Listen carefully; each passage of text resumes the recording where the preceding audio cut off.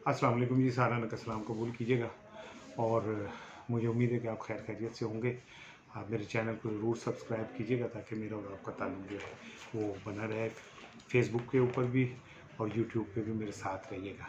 अभी जो दो चीज़ें आपसे करनी है, एक तो ये कि जो मेरी इतलात हैं वो ये कि हुकूमत ये ज़िमनी इंतखाबात के बाद जिसमें इमरान खान का छक्का छक्का नहीं लगाया, बल्कि इमरान खान ने उस छक्के समेत पीडीएम की हुकूमत को उठा के आज स्टेडियम से बाहर फेंक दिया। इसके बाद हुकूमत के जो राब्ते हैं वो पीटीआई से हुए हैं और कोशिश ये की जा रही है कि इमरान खान लॉन्ग मार्च की काल ना दें, बल्कि उससे पहले कोई ऐसा रास्ता निकल आए कि इंतखाबात का ऐलान हो जाए। इसमें कुछ लोग भी ज़ामिन हैं, कुछ मुक़्तदर क़ुव्वतें भी ज़ामिन हैं जो इस बात की ज़मानत दे रही हैं कि अगर पीडीएम और पीटीआई किसी नतीजे पे पहुंचते हैं तो उस पर अमल दरामद वो करवाएंगे। इमरान खान खुद इस बात का एतराफ़ कर चुके हैं कि उनकी जो माजी में मुलाकातें हुई हैं जनरल बाजवा से वो इतनी फ्रूटफुल नहीं हुई, लेकिन उन्होंने ये भी नहीं कहा कि उनका कोई नतीजा नहीं निकला, या उन्होंने ये भी नहीं कहा कि वो कोई बहुत बेनतीजा रही। आज भी उन्होंने इस बात का एतराफ़ किया है। तो इसका मतलब ये है कि इमरान खान के जो राब्ते हैं, ताल्लुक़ है, वो कायम है और वो अब ना सिर्फ ये कि मुक़्तदर क़ुव्वतों के साथ राब्ते में, बल्कि जो आज मैं आपको ख़बर दे रहा हूँ वो ये कि हुकूमत घुटनों पे गिर पड़ी है और घुटनों पे गिरने के बाद वो ये चाहती है कि किसी तरह उसकी बाइज़्ज़त यहाँ से जान छूट जाए। वो ये चाहते हैं कि नवाज़ शरीफ जो है इंतखाबात से पहले आए, और इमरान खान ने भी ये कह दिया कि मुझे इस पर कोई एतराज़ नहीं है कि अगर नवाज़ शरीफ पहले आते हैं इंतखाबात से पहले, तो उन्होंने कहा कि मैं उसके लिए तैयार हूँ। लेकिन इमरान खान ने जो कल 6 नशिस्तों पे कामयाबी हासिल की है, उसके बाद खुद मुक़्तदर क़ुव्वतें जो हैं अब वो ये सोचने पे मजबूर हो गई हैं कि आखिर वो कब तक अवामी उमंगों के और वोट की हुर्मत के ख़िलाफ़ चोरों को खामोशी से देखते रहेंगे। मेरी इतलात यही है कि मौजूदा हुकूमत को बोरिया बिस्तर गोल करने का कह दिया गया है, लेकिन कहा इस तरह जा रहा है कि आईएमएफ से जो मुज़ाकरात हैं वो बनने लग जाएँ, इसहाक डार को अब कुछ करके दिखा दें जिस दावे के साथ वो आए हैं, मईशत कुछ बेहतरी की तरफ चली जाए, और उसके बाद ये कि नवाज़ शरीफ की वापसी का रास्ता जो है वो किसी तरह खोल दिया जाए, ताकि नवाज़ शरीफ जब आएँ तो आने के बाद उनको यहाँ पे प्लेइंग फील्ड मिल सके। मरियम नवाज़ शरीफ के साथ आएंगी।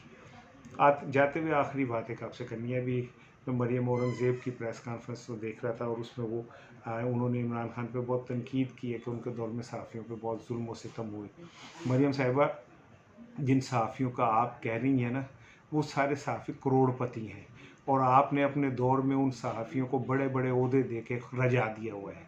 लेकिन मेरे सवाल का जवाब दें, आपने मुझ जैसे गरीब वर्कर सहाफ़ियों को पीटीवी से निकाला, किस वजह से निकाला था आपने? आपने हम पे ये ज़ोर प्रेशर डाला कि हम मुस्लिम लीग नून के बयानिए का जो है राग अलापें। मैंने आपको ये मैसेज दिया कि मैं एक सहाफ़ी हूँ, मैं सहाफ़ती एतबार से जो बात होगी वो करूँगा, तो आपने मुझे पीटीवी से निकाल दिया, मुझ समेत दर्जनों सहाफ़ियों को निकाल दिया। तो क्या हम इंसान नहीं हैं? हमारे घर में चूल्हा नहीं जलता था, हमारे बच्चे नहीं थे? आपकी वजह से हमारे बच्चों की फ़ीसें नहीं गई स्कूलों में और उन्हें निकाला गया। आपकी वजह से हमारे घर में गुर्बत आई, आपकी वजह से हमने बेरोज़गारी का सामना किया, आपकी वजह से हमने मुश्किल माशी हालात का सामना किया, और मेरी ये बद्दुआ है आपको, और ये बद्दुआ आपको लग रही है कि आपको कभी नेक नामी और इज़्ज़त नहीं मिलेगी।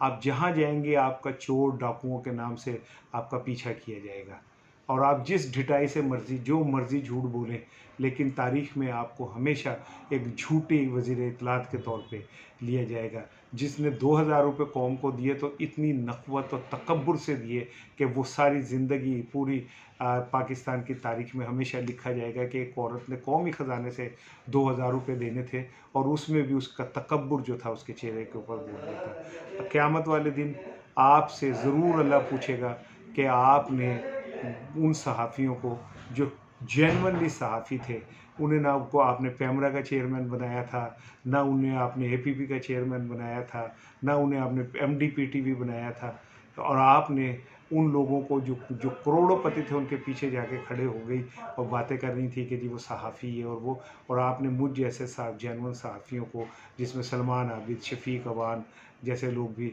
आज शामिल हैं, आपने उनको बेरोज़गार किया। किस लिए किया? क्या रियासत पाकिस्तान का चैनल नहीं था पीटीवी? क्या मुस्लिम लीग नून का ज़रख़रीद ग़ुलाम था पीटीवी जो आपने उसमें से निकाल दिया? क्या पीटीवी मुस्लिम लीग नून या जाती उम्र के पैसों से चलता है? अगर नहीं चलता तो फिर आपने किस तरह रियासत पाकिस्तान के चैनल से सहाफ़ियों को निकाल दिया और आप किस मुँह से सहाफ़ियों की बात करती हैं? आपको खुदा का खौफ करना चाहिए।